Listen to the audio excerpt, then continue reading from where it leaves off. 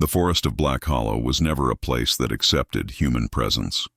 Even before it was given that name, when it was nothing more than a forgotten stretch of ancient trees and deep roots, there was something wrong with that land, as if the soil carried memories that should never have existed. The trees grew twisted, leaning toward one another, forming natural corridors where sunlight barely managed to touch the ground.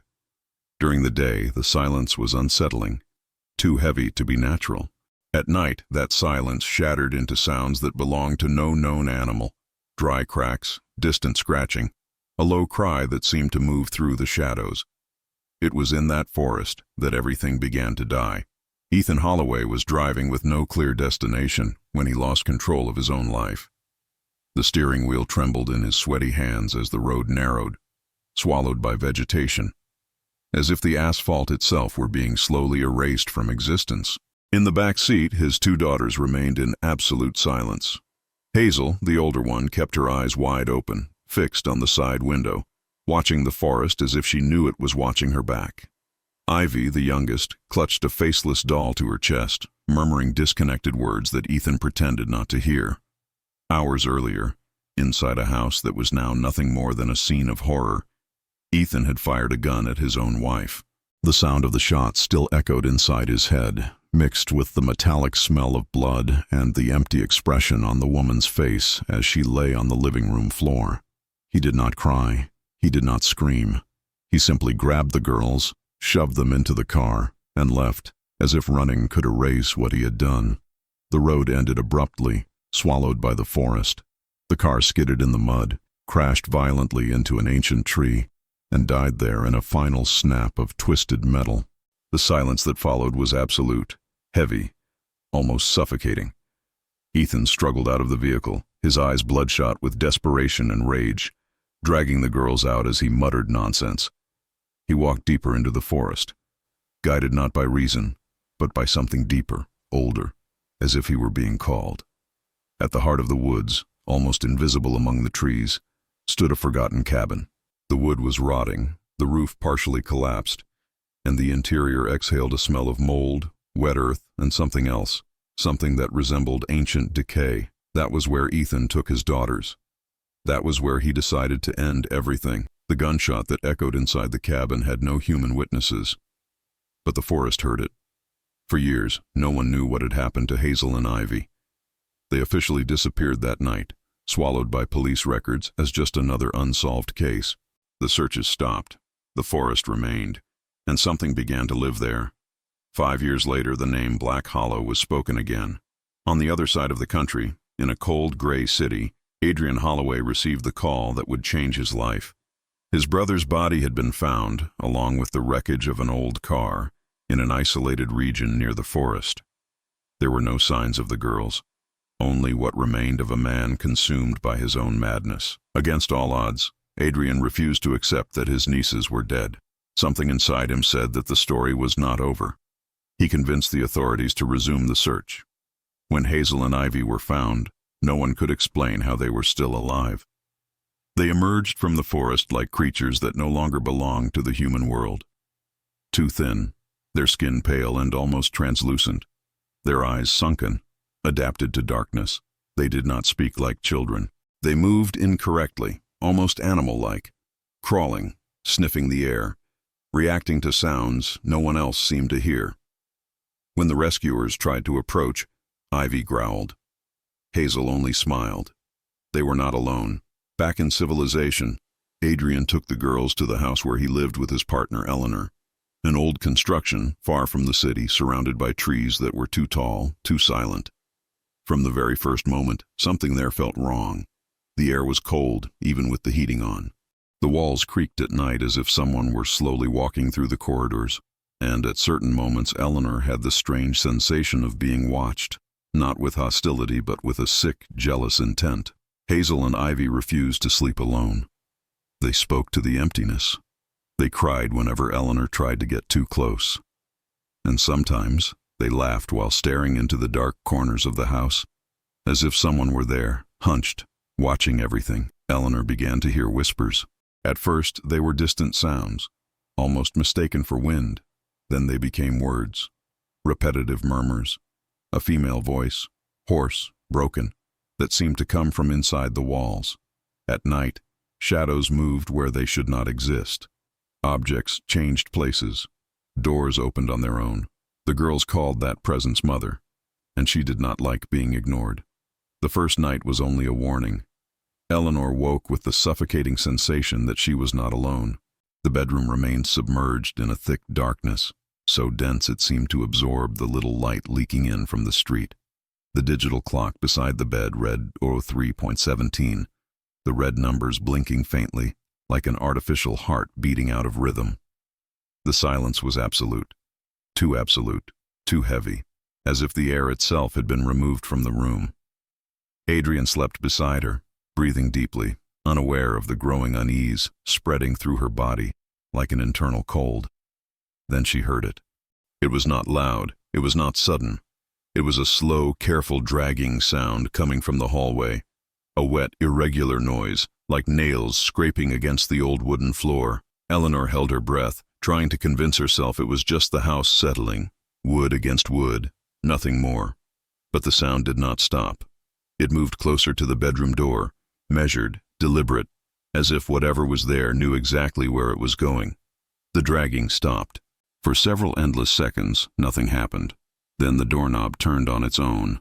There was no violent force, no sudden movement, just the slow, silent motion of metal being pressed downward, followed by a soft click. The door opened a few inches, revealing only a fragment of the hallway. An even darker darkness, deeper, heavier, almost alive. Eleanor felt her heart race uncontrollably, blood pounding in her ears as she tried to wake Adrian without making a sound. That was when she smelled it. A strong odor of wet earth, mixed with something old and rotten, like clothes forgotten for decades in a place without sunlight.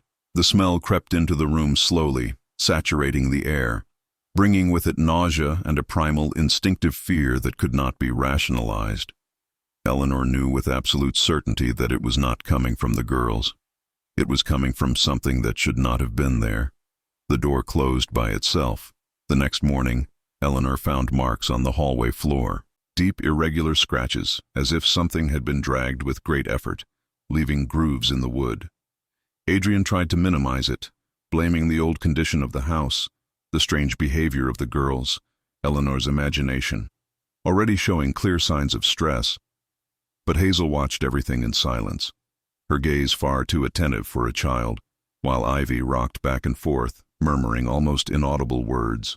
"Mother was angry," Ivy said suddenly, without looking at anyone. A chill ran down Eleanor's spine. The manifestations became more frequent. Objects fell without explanation. Doors slammed violently in the middle of the night. The heating system shut off by itself, plunging the house into an unnatural cold that did not match the outside temperature. Eleanor began hearing footsteps on the upper floor, even when she knew no one was there. Sometimes, as she passed the girls' bedroom, she thought she saw a hunched shadow hovering over their beds, too long, too thin, with angular limbs that moved the wrong way. One night, Eleanor decided to watch. She stayed awake, sitting on the staircase, gripping a small flashlight, her heart pounding so hard it felt ready to burst from her chest. The clock showed a little past 3 when the air inside the house changed. The temperature dropped abruptly, as if all the windows had been opened at once. The silence returned, heavy, absolute. And then, at the far end of the hallway, she saw it.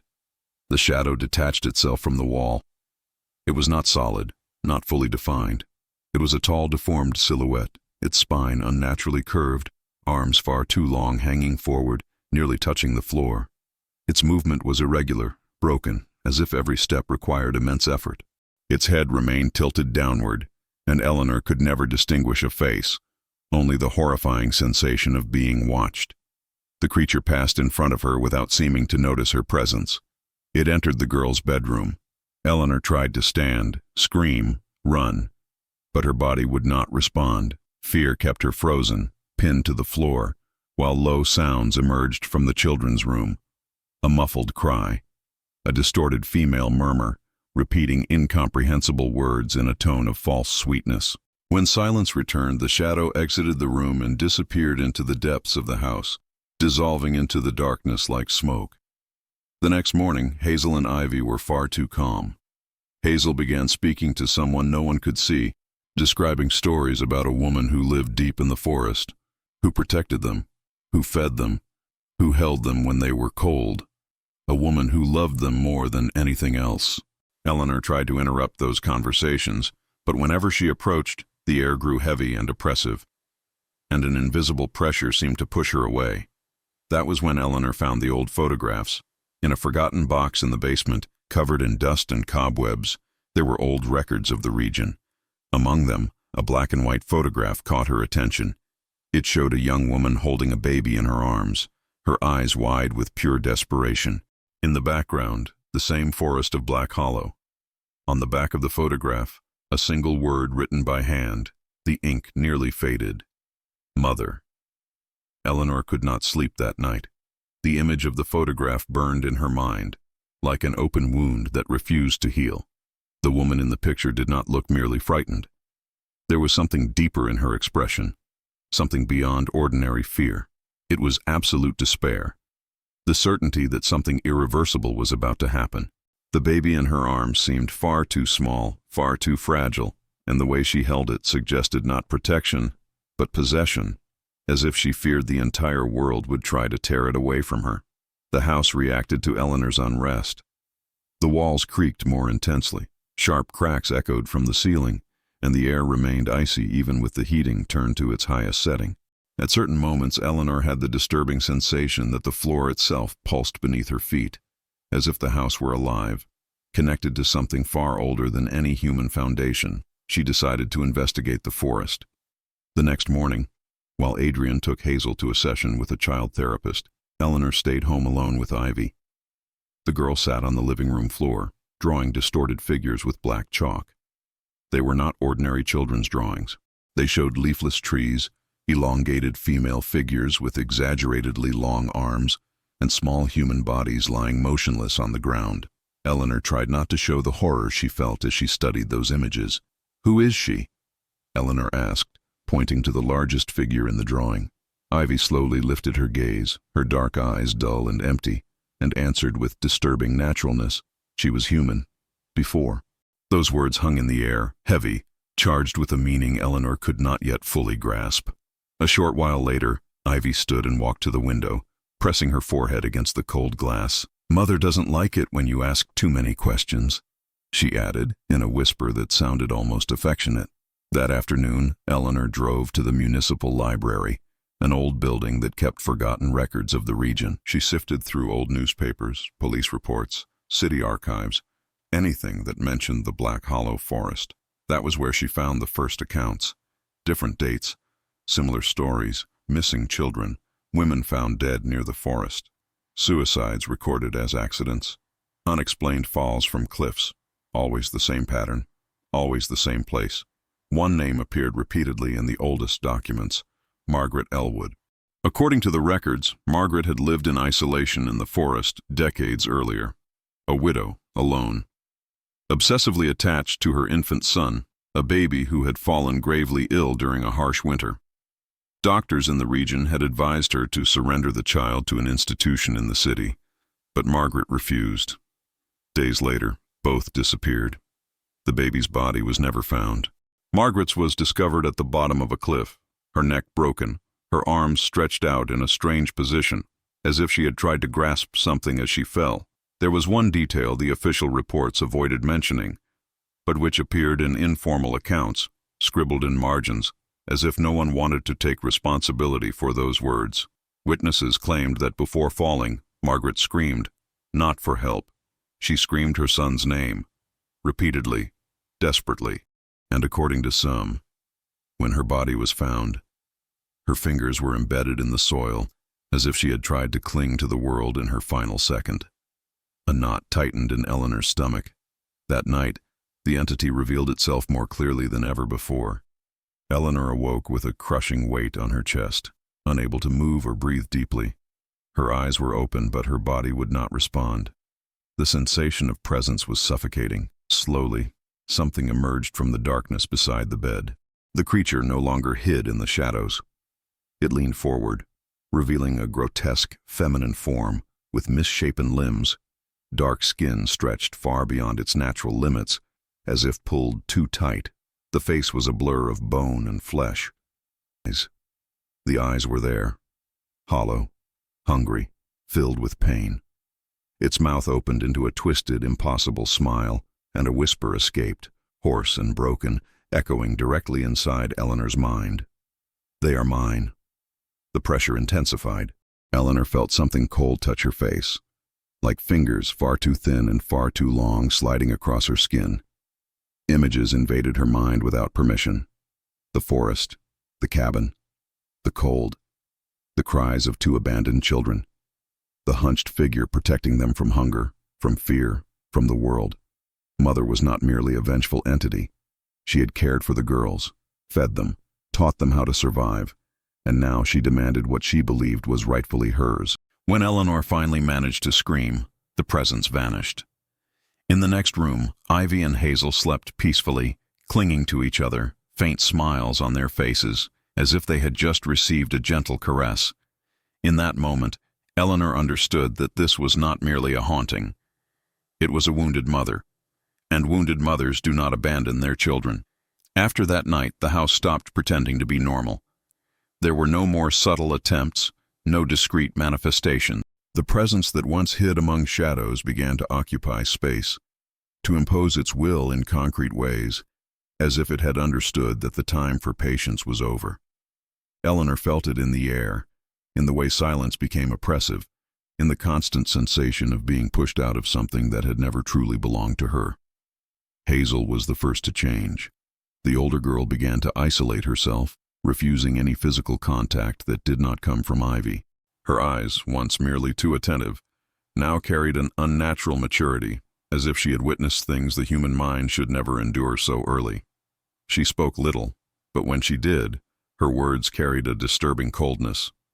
She stopped calling Eleanor by her name and instead referred to her simply as her, always with a subtle tone of disdain, as if Eleanor were nothing more than an inconvenient visitor in a place that did not belong to her. Ivy, on the other hand, became increasingly dependent on the invisible presence. She cried whenever she was left alone, screamed desperately if Eleanor tried to remove her from the bedroom at night, and began waking up with strange marks on her arms and legs. Small bluish bruises that resembled thin fingers pressing into her skin with excessive force. Adrian insisted it was all the result of old trauma, of difficult adaptation, but Eleanor knew. She felt it. This was not psychological. It was possession. The nights became unbearable. The creature began moving through the house without hiding. Eleanor heard its irregular footsteps climbing and descending the stairs, the dry sound of limbs striking the floor incorrectly, as if the joints no longer worked as they should.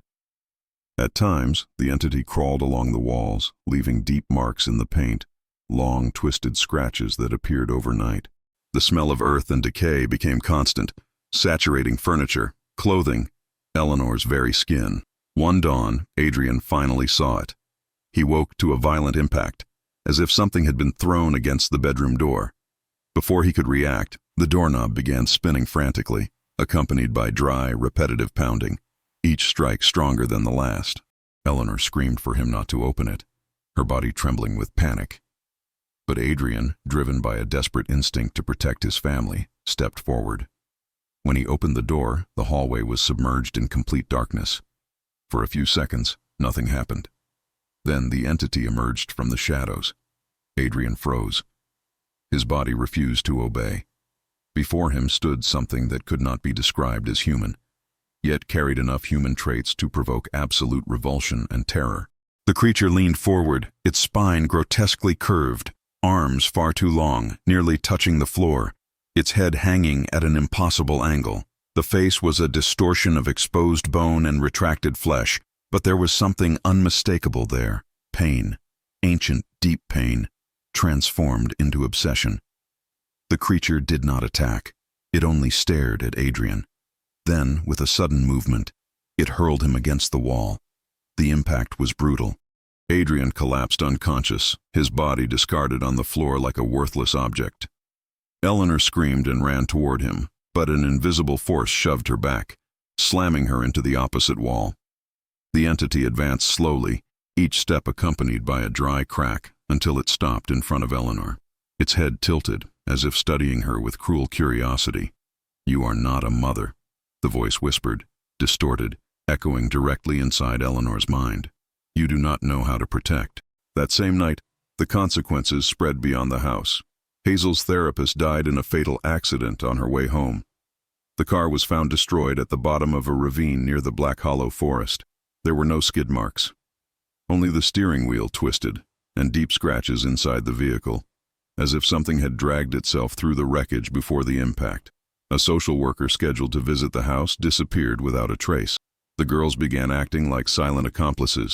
Hazel corrected Ivy whenever her sister spoke too openly about Mother, as if learning how to protect the entity's secret.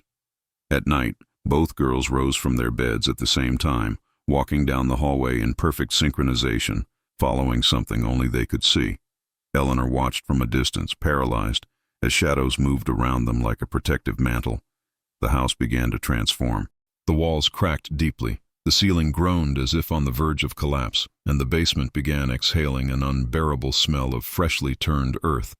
Eleanor went down there only once and found the floor covered in handprints, small and large mixed together, as if someone had tried to dig their way out, or in. That was when she understood the cruelest truth of all. Mother was not merely haunting the house. She was preparing something, and it would require a sacrifice. The decision to return to the forest was not made out of courage, but exhaustion.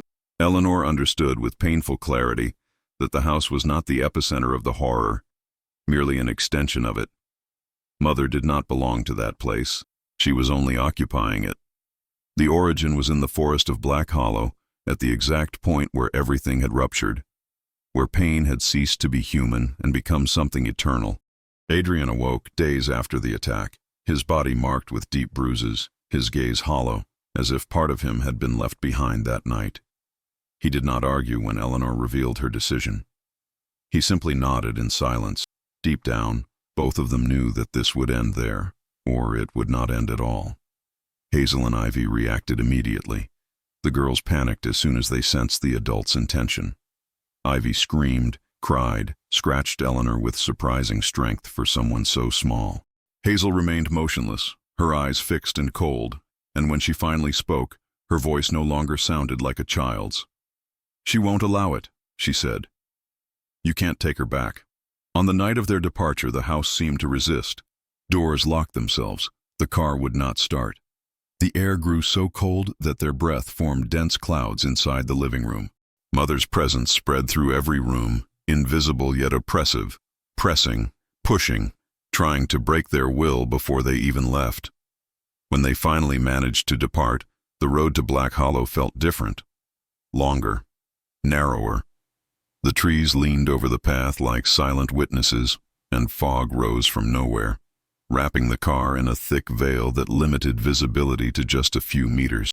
Ivy murmured constantly in the back seat, disconnected words, muffled pleas, while Hazel watched the forest with almost reverent expectation. The car stopped near the old cliff, the same place where Margaret Elwood had fallen decades earlier. The wind blew hard, carrying the smell of wet earth and decay. The forest seemed alive, pulsing, reacting to their presence. Eleanor's heart raced when she noticed fresh marks on the ground, deep grooves leading into the woods, as if something had been dragged there not long ago. That was when Mother revealed herself completely. She emerged from the darkness between the trees, larger, more solid, more real than ever. The creature seemed formed from poorly assembled bones and flesh stretched beyond its limits, her long arms dragging along the ground, thin fingers digging into the soil with every movement. Her face, now visible, was a mask of eternal suffering, hollow eyes reflecting a pain that would never dissipate. Hazel ran to her without hesitation. Ivy followed immediately after. Mother wrapped them in her deformed arms, protecting them like a mother embraces her children after a long separation. A strange sound escaped her throat, something between a sob and a moan of relief. Despair exploded inside Eleanor's chest. That was not merely an entity. It was a bond, deep, twisted, nearly impossible to break. "They need me," the voice echoed, not through the air, but inside Eleanor's mind. "You will never love them the way I do." The forest reacted violently. Branches snapped, Trees groaned as if twisted by invisible hands. The ground trembled beneath their feet. Adrian tried to approach, but was hurled backward with brutal force, rolling across the soil until he stopped at the edge of the cliff. Eleanor advanced alone. She screamed. She begged. She promised to protect the girls, promised love, promised safety. But Mother merely tilted her head, as one observes a child throwing a tantrum. Then something changed. Ivy began to cry for real. Not a desperate cry, a sad one. Confused. The girl looked at Eleanor, her eyes filled with fear and doubt. For the first time, she released her grip on the creature's arm. Hazel tried to pull her back, but Ivy resisted. Mother reacted instantly. A scream tore through the forest, an unnatural sound, heavy with rage and loss. The creature lunged, grabbing Ivy with force, but in that moment, the ground beneath her feet gave way. The cliff answered decades of accumulated fury. Mother fell. She tried to hold on. Her long hands clawed into the soil, nails breaking, fingers bleeding as she screamed the girls' names in absolute desperation. The same desperation recorded decades earlier. The same scene, the same ending. Hazel screamed. Eleanor pulled Ivy back at the last second. Mother plunged into the void. The silence that took over the forest after the fall was unlike anything Eleanor had ever felt. It was not peace. It was not relief. It was an empty silence, amputated, as if something essential had been torn from the world. The wind stopped abruptly. The trees remained motionless, frozen in an unnatural reverence, while the fog slowly began to dissipate, revealing the cliff, now quiet, deep, final. Hazel stood still, her eyes fixed on the abyss. She did not cry. She did not scream. She barely breathed. Ivy, in Eleanor's arms, trembled silently, her face buried against the woman's chest, as if she finally understood that something had been lost forever, even if she could not yet give it a name. Adrian dragged himself away from the edge of the cliff, his body aching, his gaze empty, incapable of processing what he had just witnessed. None of them dared to look down. None of them wanted to confirm whether it was truly over. The return journey was made in absolute silence. The forest felt different, less oppressive, less alive. Still, Eleanor felt a constant pressure at the back of her neck, as if something were watching them from a distance, waiting for the right moment to draw closer again. Hazel walked a few steps behind, refusing any contact, her fists clenched, her lips moving in almost inaudible murmurs, words no one could understand. That night, back at the house, the terror did not manifest explicitly. There were no shadows on the walls, no footsteps in the hallway, no whispers. Still, Eleanor could not sleep. She watched Hazel through the half-open bedroom door. The girl sat on the bed, gently rocking back and forth, her eyes fixed on an invisible point in the corner of the room. Ivy slept deeply beside her, exhausted, free of nightmares for the first time since arriving at that house. That was when Eleanor heard it. A low sound, almost imperceptible. A distant whisper, carried by the wind slipping through the cracks of the window. It did not come from inside the house. It came from much farther away. From the forest, from the cliff, from deep within the earth. Eleanor felt her heart freeze as she recognized that broken tone, that dragged lament she would never forget. Hazel smiled. A small smile, sad, full of longing. "She is still here," the girl murmured without turning her face. "She's just—" Eleanor tried to deny it, tried to convince herself that everything was over, that the horror had been buried along with the creature's body at the bottom of the abyss. But deep down, she knew. Mother was not just a body, not just an entity bound to a place. She was pain that refused to die. A twisted love, a maternal instinct corrupted by abandonment and loss. Weeks passed. The house slowly returned to normal. The marks faded. The smell of earth dissipated. Ivy began to adapt to her new life, to speak more, to laugh at small things. Adrian tried to rebuild routine, pretending normalcy, avoiding any mention of the forest. Only Hazel remained different, distant, silent, as if part of her had been left behind. One night during a violent storm, Eleanor woke to a familiar sound. scratching, not on the walls, not on the floor, on Hazel's bedroom window. When Eleanor entered the room, she found the girl standing before the glass, her hand pressed against the cold surface, her gaze fixed on the darkness outside. The wind howled fiercely, and for a brief instant, Eleanor thought she saw a distant silhouette, hunched, watching the house from the edge of the forest.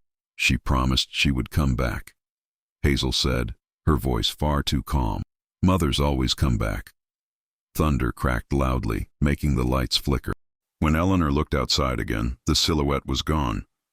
But the feeling remained. Some stories do not end with death. Some presences do not vanish when the body falls.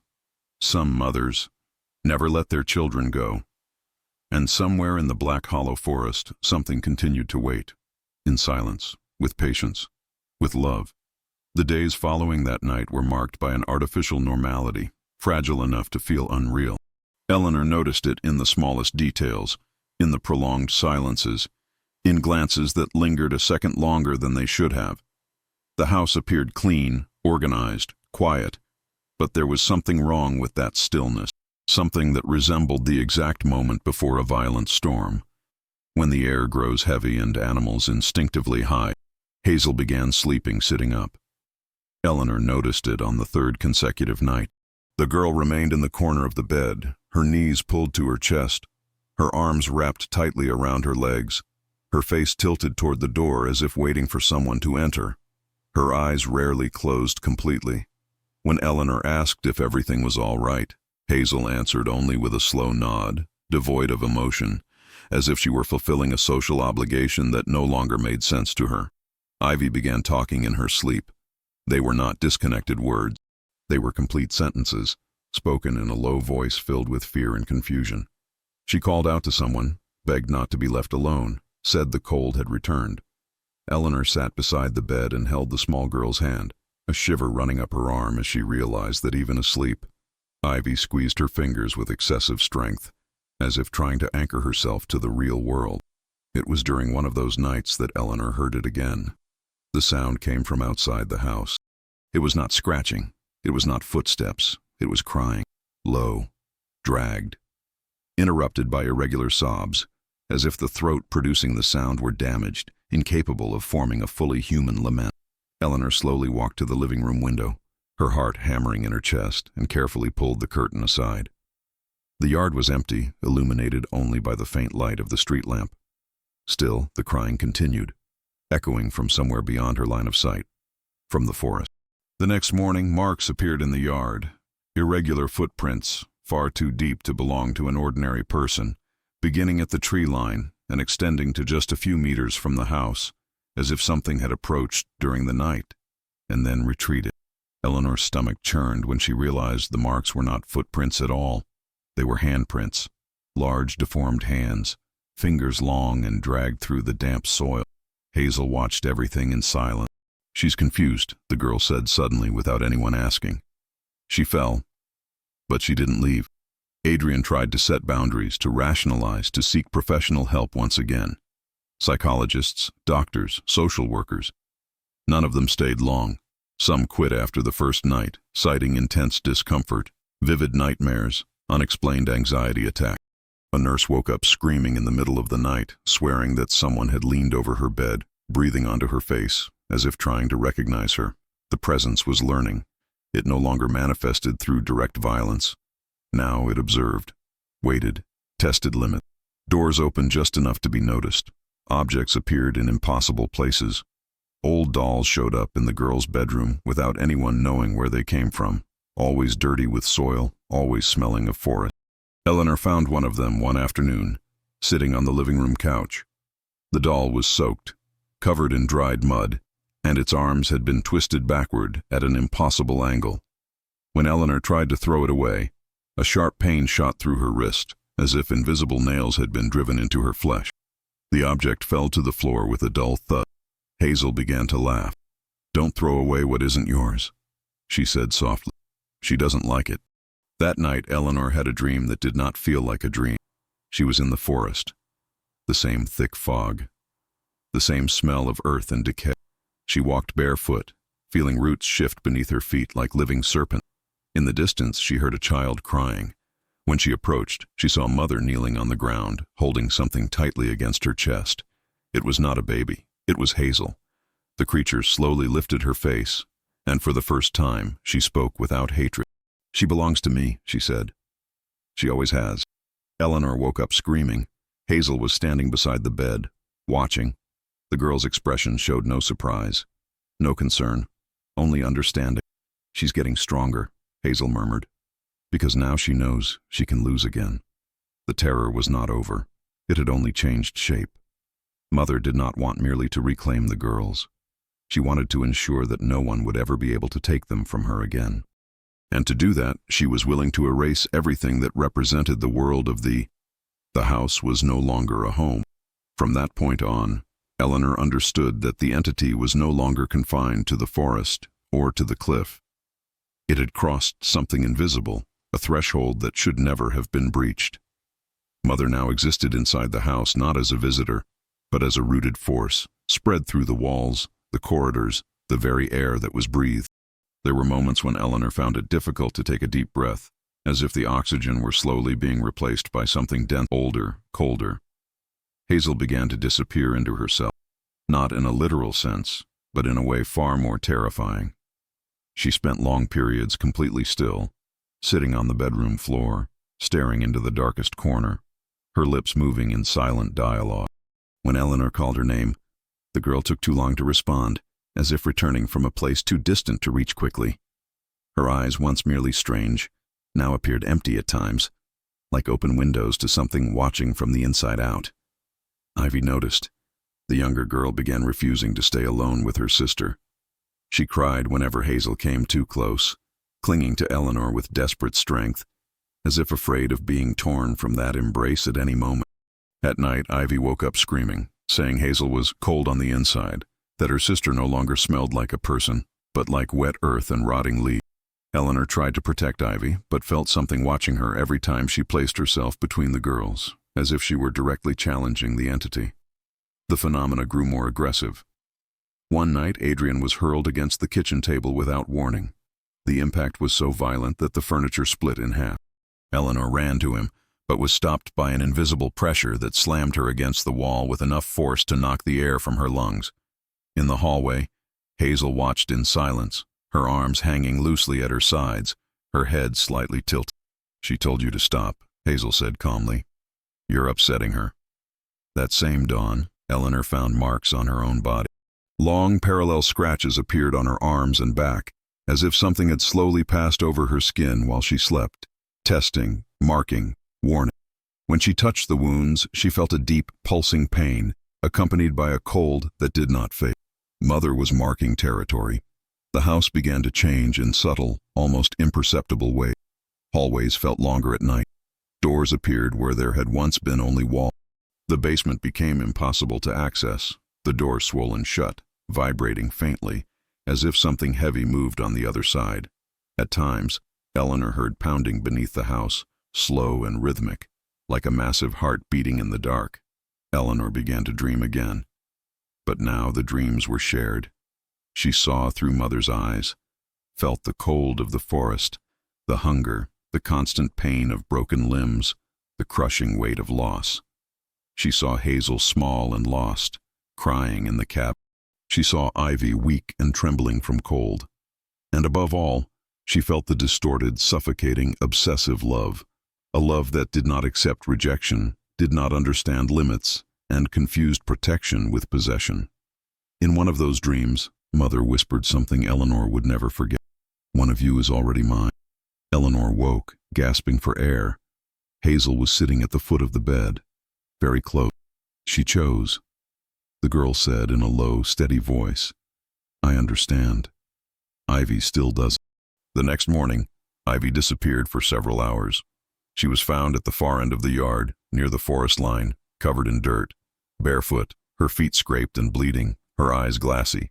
She did not remember how she had gotten there. She only repeated in a state of shock that someone had held her hand and promised she would never feel afraid again. In that instant, Eleanor knew time was running out. Mother was no longer waiting. She was separated, preparing the moment when she would make her final choice. And this time, There would be no cliff deep enough to stop her. The choice that could not be undone. After Ivy's temporary disappearance, the house entered a state of constant vigilance, as if it were no longer allowed to rest. Eleanor began locking doors, sealing windows, keeping lights on throughout the night. But none of it seemed to matter. The presence no longer needed to enter. It was already there. At times, Eleanor felt as though the very air struggled to breathe, as if something invisible occupied too much space inside the room. Hazel became the silent center of everything. She no longer needed to speak for the entity to manifest. Her mere presence was enough. When Hazel walked down a hallway, the lights flickered. When she sat in a room, the temperature slowly dropped until the cold became painful. Eleanor began to notice something even more disturbing. Shadows appeared behind the girl, cast incorrectly, taller, longer, with arms that did not correspond to her real movement. Mother was shaping herself through her. Adrian tried to take Ivy out of the city for a few days, believing that distance might break whatever influence remained. Eleanor agreed, even with the corrosive fear of leaving Hazel alone with the house. The moment the car disappeared down the road, the silence became absolute, heavy as concrete. Hazel stood motionless at the door, watching them leave, her face expressionless. "She won't let it happen," Hazel said calmly. "She needs to finish first." That night, the house breathed. Not figuratively. Eleanor heard the sound clearly and rhythmically, coming from the walls, the floor, the ceiling. A deep inhale, followed by a slow exhale, laden with a distant. The walls seemed to pulse faintly, like living flesh hidden beneath layers of paint.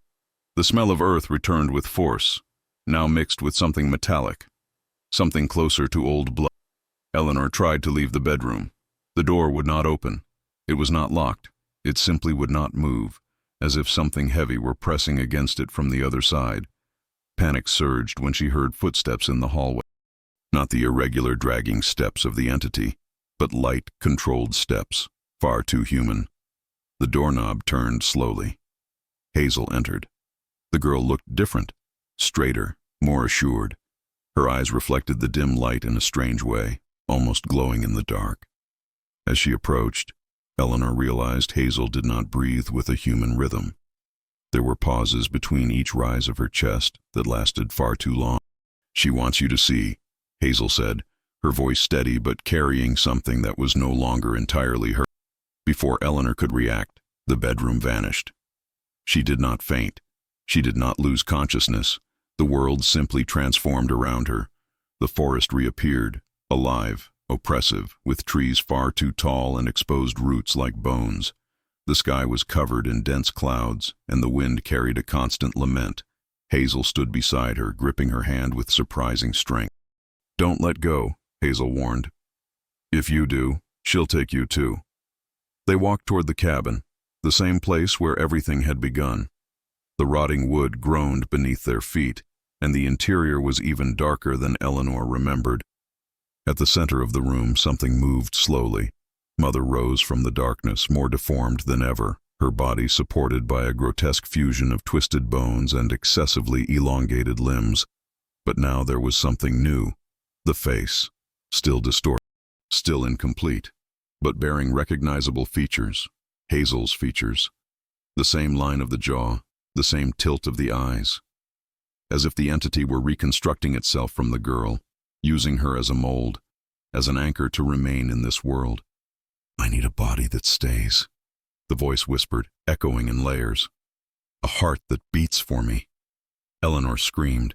She tried to run, tried to pull Hazel away, but the girl did not move. Tears streamed silently down her face, and in that moment, Eleanor understood the cruelest truth of all. Hazel was not being forced. She was yielding. "She never left me alone," Hazel said, her voice trembling for the first time. "You weren't there. No one was." The ground began to split beneath Eleanor's feet. Deep fissures opened, exhaling unbearable cold. The forest screamed. The entity advanced, stretching her deformed arms, trying to envelop Hazel completely, to fuse with her. Eleanor did the only thing she could. She let go of Hazel. Not physically, emotionally. "I can't trap you here," Eleanor screamed through tears. "But I won't let you disappear." Hazel hesitated. For 1 second. And that second was everything Mother needed, or everything she lost. Hazel's moment of hesitation was too short to be called a choice, yet long enough for something to fracture inside the entity. Mother did not scream. She did not attack immediately. She stepped back once, and that simple movement made the entire forest react like a wounded organism. Trees groaned in unison, branches snapped on their own, and the ground trembled beneath Eleanor's feet as if something massive had awakened beneath the soil. Mother understood. Hazel was no longer just a child to be protected. She was a door, a possibility, a body that could be claimed completely. The entity lunged forward with impossible speed, her limbs twisting as she crossed the space between them. Eleanor felt a brutal force slam into her body, throwing her against the cabin wall. The impact stole the air from her lungs and her consciousness for a brief, painful instant. When she opened her eyes, Hazel stood at the center of the room, suspended a few inches above the ground, her feet trembling, her arms stretched outward against her will. The fusion had begun. Shadows detached themselves from the entity's body and pierced the girl's skin like living. Hazel screamed, not in physical pain, but in absolute confusion, as if her mind were being pulled in opposite directions at once. Eleanor tried to rise, but the ground shifted beneath her, invisible hands gripping her ankles, preventing any advance. "She is staying," Mother whispered, now speaking with two overlapping voices, one deep and ancient, the other childish and broken. "She understands." Eleanor, driven by a desperation that no longer cared about consequences, screamed Hazel's name over and over, reminding her of small, human things, fragile memories too delicate for that place. She spoke of ordinary mornings, of forgotten laughter, of promises that had never been perfect but had still been real. She spoke of Ivy. Something changed. Hazel stopped screaming. Her eyes opened fully, and for a terrifying instant, Eleanor did not know who was looking back at her. The girl began to descend slowly, her feet touching the cabin floor with a dull sound. The shadows recoiled a few inches, hesitant, as if encountering resistance for the first time. "You protected me," Hazel said, her voice breaking. "But you also trapped me." Mother surged forward again, enraged. The entity did not accept rejection. She never had. Her love knew no limits, and that was precisely why it was destructive. She wrapped Hazel in her deformed arms, crushing her against her own body, trying to absorb her completely. The forest began collapsing around the cabin. The roof partially caved in. The earth split into deep fissures, exhaling a cold so intense it burned. Eleanor managed to move. She did not rush toward Mother, but toward Hazel, gripping the girl's face with both hands, forcing her to look directly at her. For one eternal second, everything fell silent. "You don't have to choose her," Eleanor said, her voice shattered. "But you have to choose yourself," Hazel cried. And that cry did not belong to Mother. The shadows retreated completely. Mother released a scream that seemed to rise not only from her throat but from the forest itself. A sound of absolute loss, of ancient despair torn open once more. The entity began to unravel, pieces of her body breaking away, falling to the ground like fragments of something that should never have existed in that world. But Mother did not disappear. She changed her target. Mother turned toward Eleanor. With brutal speed, the entity lunged and wrapped Eleanor in an impossible embrace. Too tight, too cold. Eleanor felt something tear inside her chest, as if her very heart were being marked. The pain was intense, deep, but brief. Then came empty. A terrifying internal silence. Hazel screamed. The entity slowly released Eleanor, now less stable, less solid. Eleanor collapsed to her knees, gasping for breath, feeling something pulse inside her, something that had not been there before. Mother watched her, tilting her head, almost curious. "Then you stay," she whispered. "Someone always has to stay." The cabin began to collapse. Hazel pulled Eleanor with all her strength, dragging her outside as the forest seemed to swallow what remained of that cursed place. The world dissolved into darkness, wind, and noise. When Hazel awoke, she was lying on the damp forest ground near the road. The sky was beginning to lighten. Eleanor lay beside her, unconscious but alive.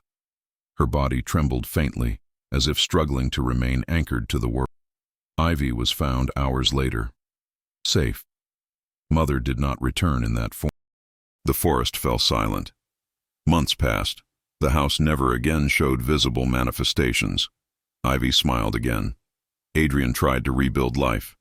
Hazel, despite the invisible scars, seemed present once more. Only Eleanor remained different, distant, silent.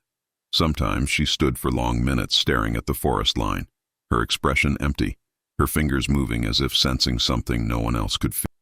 One night, Ivy woke to a low cry coming from the hall. She rose slowly and found Eleanor standing motionless before the back door, which was wide open. Cold wind poured in from the forest, carrying the familiar smell of wet earth. "It's all right," Eleanor said without turning around. "She's just with me now." A shiver ran through Ivy's body. In the distance, among the trees, something moved, hunched, patient, waiting. Because some stories do not end when the entity falls, some curses are not broken, only And as long as someone is willing to love without limits, Mother will never cease to exist.